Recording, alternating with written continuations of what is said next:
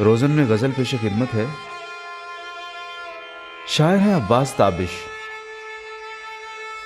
सांस के शोर को झनकार न समझा जाए, हमको अंदर से गिरफ्तार न समझा जाए।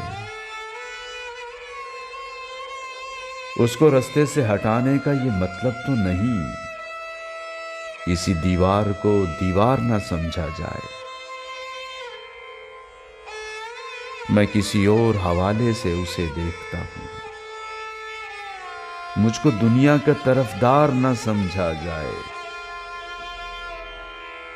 ये जमीन तो है किसी कागजी कश्ती जैसी, बैठ जाता हूं अगर बार न समझा जाए।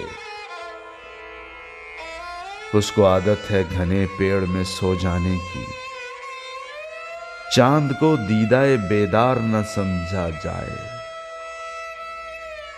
अपनी बातों पे वो कायम नहीं रहता ताबिश,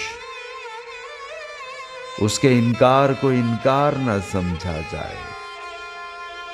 सांस के शोर को झनकार न समझा जाए, हमको अंदर से गिरफ्तार न समझा जाए।